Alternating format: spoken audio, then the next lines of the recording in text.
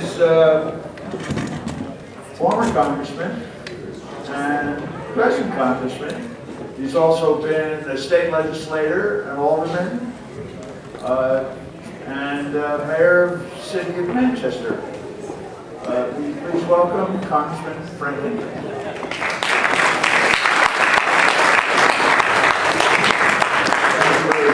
Ambassador, thank you all for having me here today. It's a pleasure to be back and talk with you about what I think is always an important obligation and responsibility that we all have in choosing not just the next president of the United States, but to determine who's going to represent us at the state and federal levels. You know, look, I have served in different capacities before my career in business. I very much enjoyed being a state legislator here in New Hampshire, as well as a city alderman and mayor. We had lots of different issues that we always had to try to address. And now serving in my second term as a federal representative in Washington, D.C. Morgan and I just celebrated our 18th wedding anniversary. We still reside here in Manchester with our two children, Colby and Jack. They're doing very well. Colby is now 13 and Jack is now 11, both in 8th and 6th grade. So they're much more independent, much more involved in what's going on, not just locally, but politically. So we have very interesting conversations now at home about the future of our country. And I think about the future of our country, as I've said many times, looking through the lens of children. You know, as a mayor, as a young mayor, it was important to see the future of our state's largest city through their eyes. And as a dad, I think about your kids, I think about your grandkids, and I think about the kind of America that we want. And I think about the kind of obligations and responsibilities that we have worldwide. So to that end, I have tried to focus not just on national issues, but also issues that affect us here in New Hampshire. I chair the task force to combat the heroin and opioid crisis. We have about 90 members of Congress equally divided amongst Republicans and Democrats. I'm very pleased that we have focused on that issue in a bipartisan way and have worked with the Senate as well as the President to get legislation signed into law earlier this summer, $192 million a year for each of the next 5 years. That's going to help families and those who suffer from the illness of addiction right here in the state of New Hampshire. 439 people passed last year of a drug-related overdose. Unfortunately, we're on track to exceed that number, but I feel confident that we can serve and help families who are in crisis. Helping with the fishing industry on the seacoast because of the regulatory challenges that they're having with NOAA. Being charged $700 a day for monitoring is putting our fishing industry at risk. 10 years ago, we had 100 boats. Today, we have 10. Something that is important to us, I think, not just economically, but historically. Working with the communities around Great Bay, trying to find a reasonable compromise with nitrogen levels to make sure that they don't have to spend hundreds of millions of dollars yet, make sure that we take care and are responsible to our environment. The things that I think matter to the communities, as well as the national issues of tax policy, healthcare, and regulatory policy that we have had to address. So I look forward to the next 10 days. I hope to earn your support on November 8th. And what you'll get from me is focusing on the issues that matter to you. To the extent that you want to be engaged with your representative, I let people know that I'm as accessible as I possibly can be. I give people even my cell phone number. And if you don't have it, you can have it now. It's 860-0474. You can call me, text me. Everyone knows where I live, right up the street from here. I want to make sure that you have an active engagement in how the process works in Washington, D.C. So with that, I will happy to take any of your questions and comments. And so your first question is, it's no secret that there's a strained relationship between the United States and Israel right now. As a member of Congress, what steps will you take to ameliorate that relationship? And do you, and state your position regarding the establishment of the Palestinian state? Look, I have a strong relationship with Israel. I have talked many times, including in this room years and years ago. Some of you may have remembered when I first visited Israel myself. I was 20 years old. My mother took me on a trip to Israel, and it was probably one of the most life-changing events of my personal life, particularly at the age of 20. I had been rebaptized in the Jordan River, and I saw firsthand the challenges that Israel was having at that time. I remember getting to my hotel room in Tel Aviv and being woken up in the middle of the night by bombs. What you would see today on CNN is something that I saw out of a hotel window. And I traveled through Israel and I saw different types of areas that had been impacted negatively by the war at that time.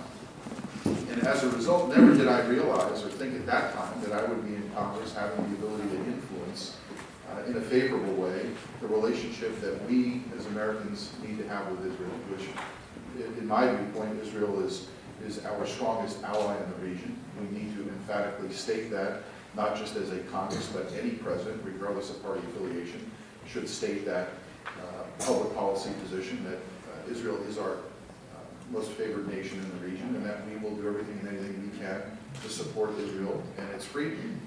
I have supported Iron Dome. I have supported the process by which we would like to have peace in the Middle East. I absolutely believe that over time, whether it's Iran or North Korea or terrorist organizations that have attacked Israel, that needs to be stopped, and we need to stand firm. So as a member of Congress, I have voted and publicly advocated for those kinds of policies, and from the standpoint of talking to whoever the next president is, I would hope that the next president rebuilds what I come to see as a strained relationship, unfortunately, to make sure that Israel has a clear appreciation for whatever the next president says in terms of having a clear line of support for the state of Israel.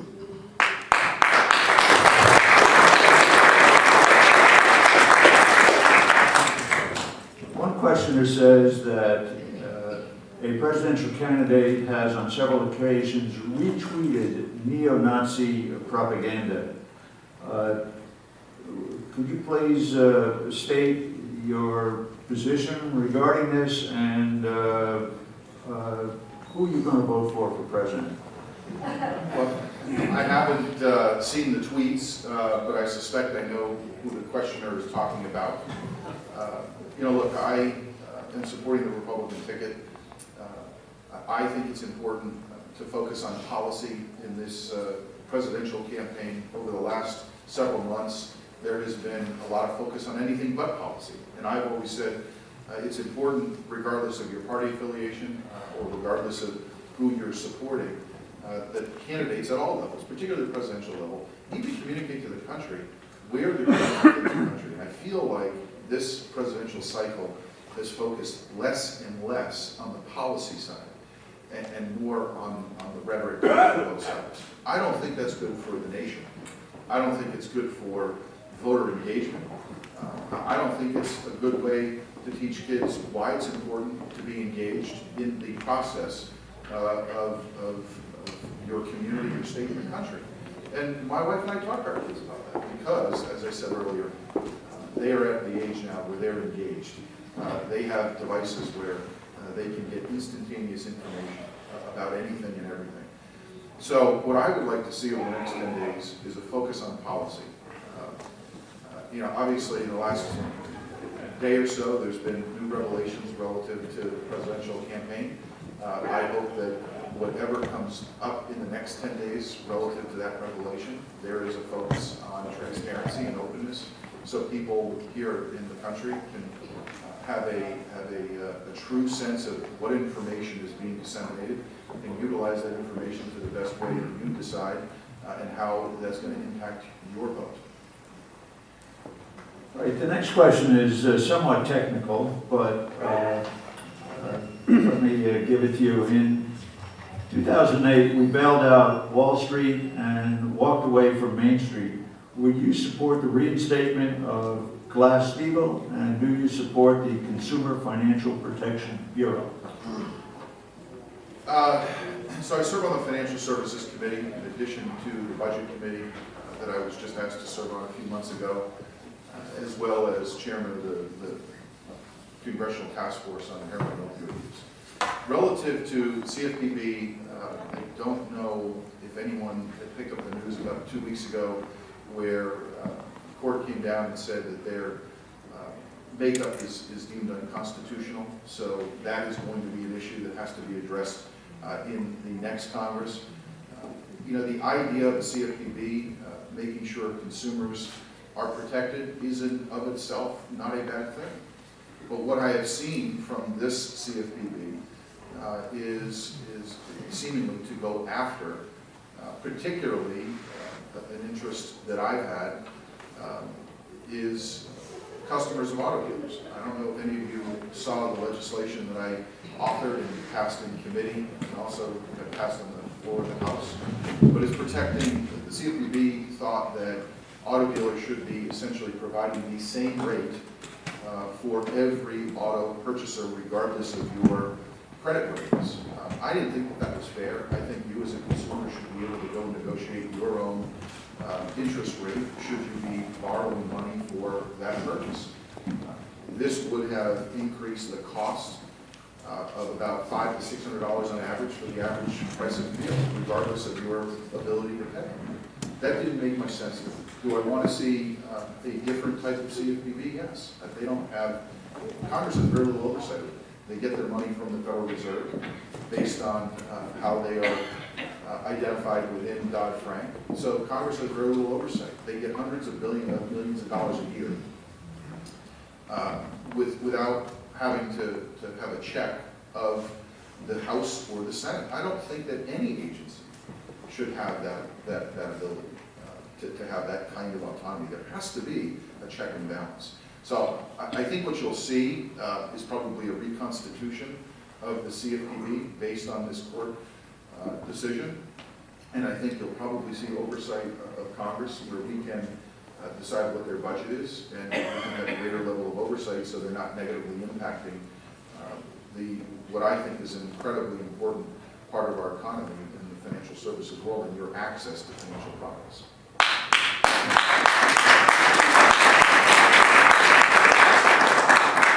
How do you plan to address the growing national debt? And if we are spending too much, what programs would you cut?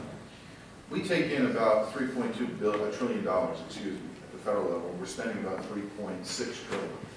When I tell people that, because those are really high numbers, large numbers to wrap your head around. First, I say I think we can at least live within 3.2 trillion. I think there's a way we can find waste, fraud, and abuse and greater efficiency to get to balance. And the first important thing I think you do is to get to balance. And I honestly don't think you need to raise taxes to get to balance. Taxes were raised about 4 years ago.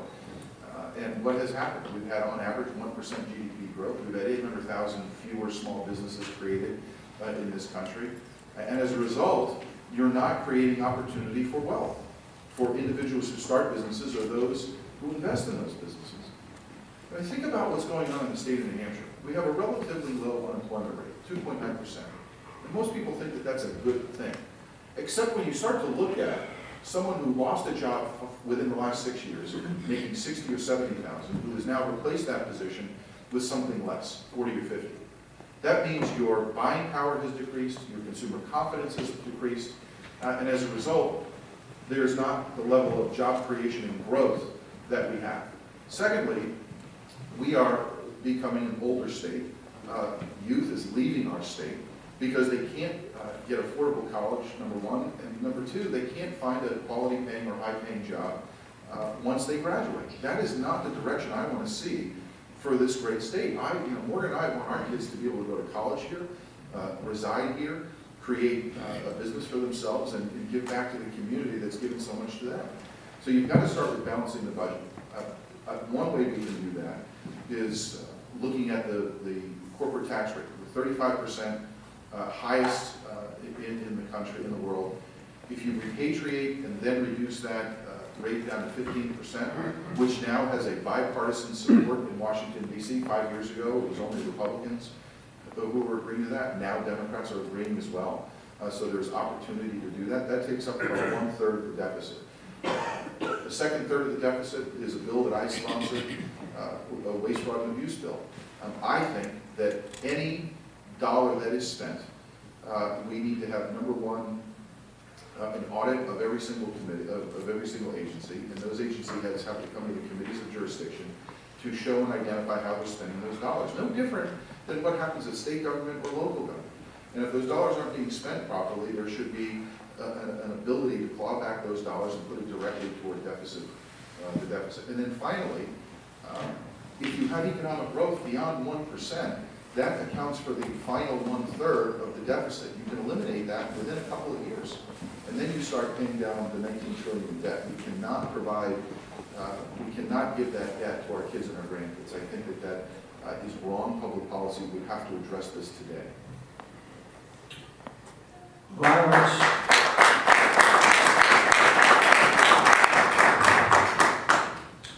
Violence and mass killings are growing in America. What will you do regarding guns, protection of innocent victims, and to prevent violent behavior in our country?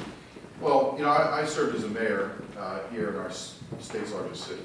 And one of the first things that I did was start working with our police department, number one, to combat the violent and property-related crimes that were happening in our city when I was mayor at the time. You know, I could have chosen to leave the city and go find some other place to live and ignore the problem. I didn't. I said, I'm going to run for mayor, and I'm going to solve the city's number one problem. So we added police officers. We provided training to police officers. And what we did was focus on criminals. And guess what happened? Both violent crime rate and property crime rates came down. We seized illegal guns. We got drugs and other prostitution and things like that out of the city. We shut down problem nightclubs and bars. I would take that approach, as we have seen what's gone on in other cities around the country, to look at the responsibility and relationship that police officers and departments can and should have with community leaders. We put together community policing models. We had neighborhood watches, and that still exists today in our city. And there's a good relationship between members of the residents of our city and police departments. There's no reason that we can't apply the same approach in larger cities across America to make sure that the relationship between any community, any ethnic group, and the police department is strong, vibrant, and focusing on making sure that those communities are safe and sound.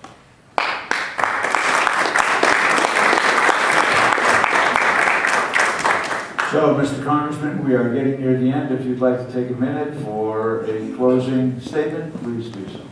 Well, thank you very much for having me. Nobody had asked about BDS, so I want to address the BDS issue. I'm actually the co-sponsor of the legislation to ensure that BDS does not occur, and that is in the Financial Services Committee now.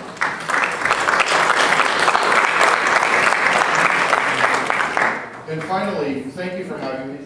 We have an incredibly important decision to make on November 8th. Regardless of who the next President of the United States is, what my commitment is to you and to the people of the state of New Hampshire is to work with that individual.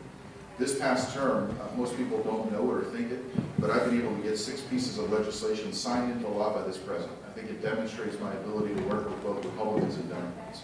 Not many Republicans can say that they have that achievement in one term. Secondly, I'll continue my work on the heroin and opioid crisis. This is a problem of epic proportions in our state.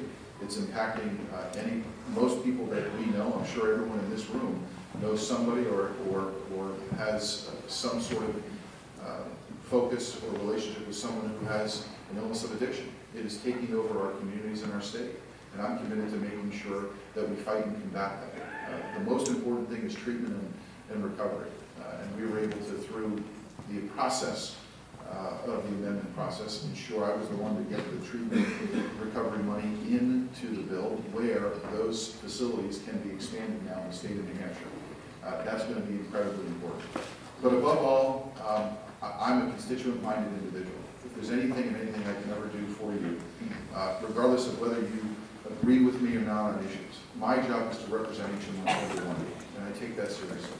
So as I gave out my cell phone number earlier today, please call me, text me, talk to me about the issues that are important to you, not just between now and November 8th, but as I continue to represent you in Washington.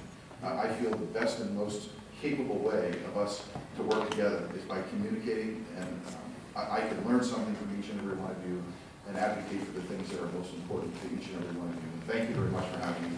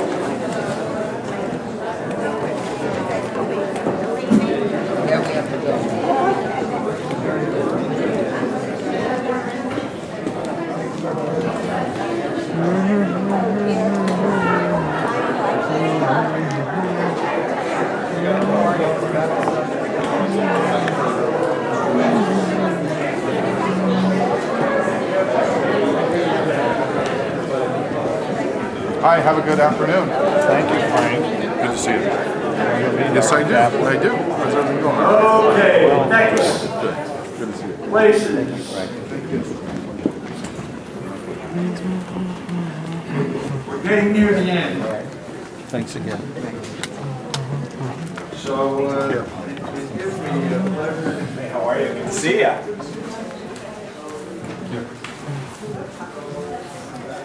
Thank you, Congressman Guinta, for coming. My pleasure. Rabbi It's always good to see you. Davidson, Yeah, it's always nice good to see you. Sorry, the 7th grade and I were, That's all right. but yes, we're connected.